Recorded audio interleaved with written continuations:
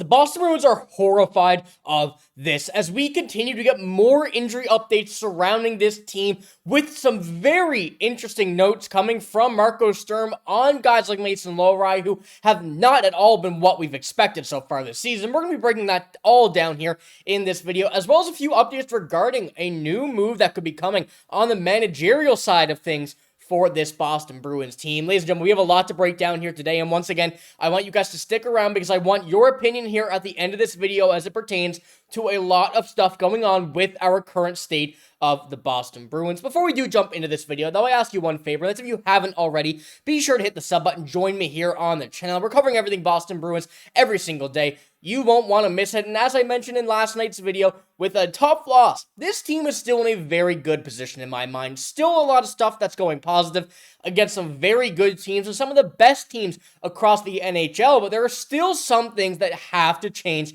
if they want to jump back into this win column. And the first thing that starts off with that is Mason Lohrei. He has not at all been what we've been hoping for this season. A very tough start for him, jumping up to the first line with Charlie McAvoy. And as we know, him jumping into the season, and especially last game where we saw 2 to 3 goals that were caused by him, and Marco Sturm was not afraid to say it, and we're going to break that down here in a moment.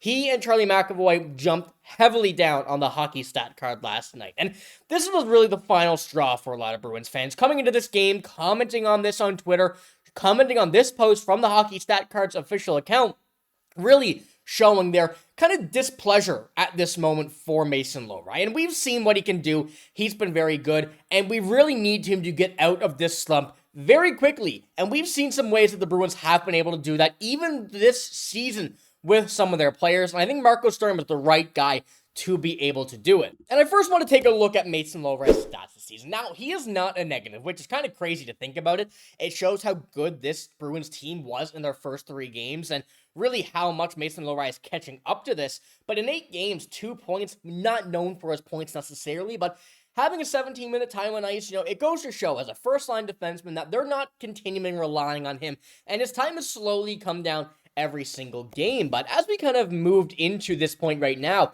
we've really got the opportunity to see what Mason Lohrei is missing. And it's kind of that aggressiveness. It's kind of a little bit of everything here and there. And Marco Sturm, as I said, was really not afraid to say that Mason Lohrei was the cause of a few goals last night. And he said this, and it's coming from Scott McLaughlin.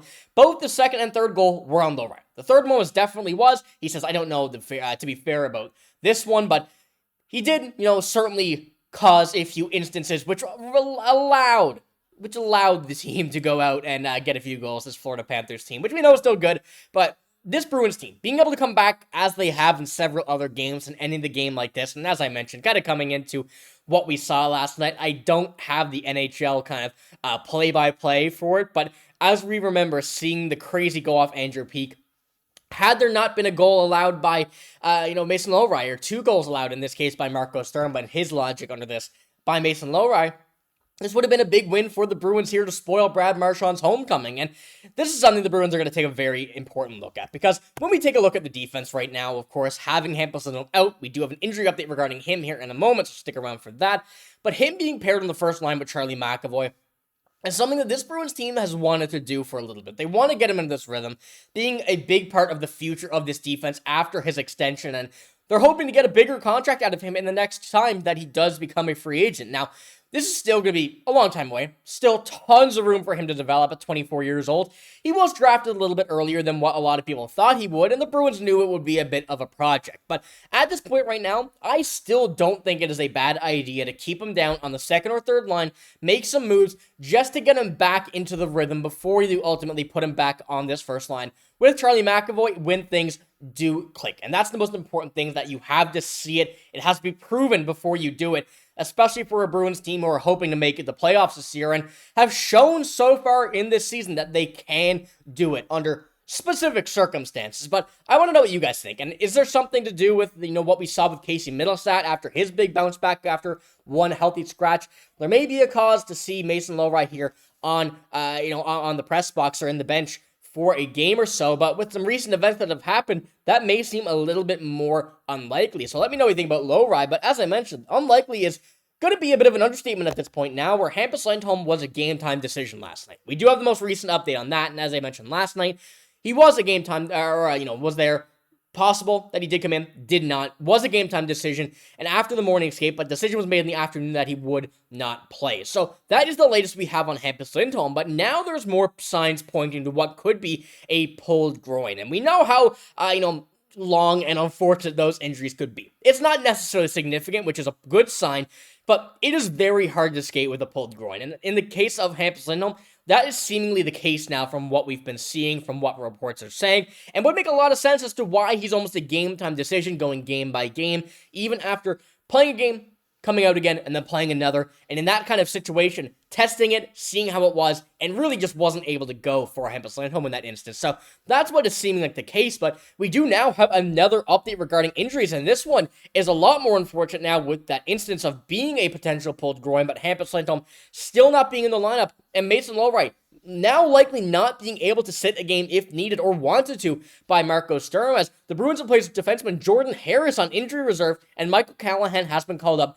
from the Providence Bruins, and this is going to cause a huge damper on this Bruins team, because as I mentioned, going into this, Mason Lohrei on the first line right now is not at all what we wanted to see. Zadorov and Jokiharju has been pretty solid, but when you want to have Hampus Lindholm there on that second line with Andrew Peeke, moves Zadorov and Jokiharju down to the third line, now having Michael Callahan jumping into this third line likely is what's the plan is going to be here. This is causing a lot more things that the Bruins defense has to focus on, which has been a big part of how they've been good, but also their last 5 stretch of games where they've lost each one of those. And this is going to be a big focus coming into it.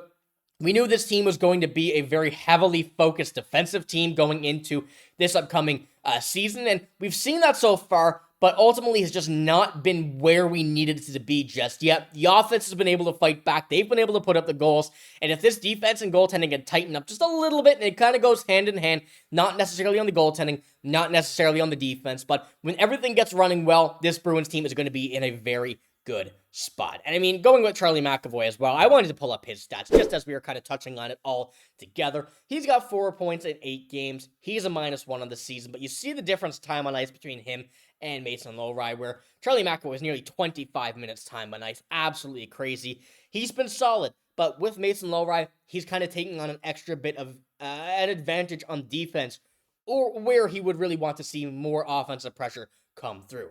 So as all of this currently stands, I think there is a bit of room for movement on this defense here. However, now with Jordan Harris on the IR, Michael Callahan called up, still seeing Hampus Lindholm injured, I think there's a lot of questions surrounding what the plan is going to be on this defense. And I want to know what you guys think. The plan is specifically for Mason Lohrei going over at least these next few games, because this is still changeable. It's still early in the season. It's better to catch it now than it is a couple months down the road, or a couple weeks down the road even. So let me know what you think about the plan, what it should be for him going forward. But do have one more update before we do finish this video off, and this one's come from Patrice Bergeron. He's been seen around the Bruins a couple times lately, and most recently for last night's return for Brad Marchand. And as we know, that was likely going to happen. But it's very interesting that he's been around this team for a little while. And as we speculated when Zdeno Chara signed with this team as a staff member now, there was curiosity as to whether Patrice Bergeron would like to join in on this. And this is kind of something that has been in my mind recently, and this is kind of a report came out that where he's been around the team lately. Is this something that we could see on the horizon as a pretty similar role to what Zdeno Chara has been recently, and this new mentor role from what we're seeing from some former Bruins now? And going in to continue with what we've seen from him, this did come out last season, so keep this in mind when we kind of talk about this here. This is what he was kind of response as to what he would like to see if he were, or if he would return as a staff member for this Bruins team. And he says, it's something I would definitely consider. I was a big fan growing up, and I would definitely be special. But that being said, I've been a part of the organization for 20 years in Boston, which has a big place in my heart as well. I don't know how or what the real answer is to that, but it's definitely something I would consider. So now a year later, I'd be curious to see if this is then the mindset of Patrice Bergeron. If this is what he's doing, kind of sitting around the team, not necessarily as a staff role, but jumping in here and having his impact on this team be known. And I'm curious to see if you guys think the same on that. So let me know what you think in the comments below. But that is all I have here in this video. If you did enjoy, of course, give it a like, hit the sub button as well. I'm signing out though. Thank you for watching. Hope you have a great day. See you later.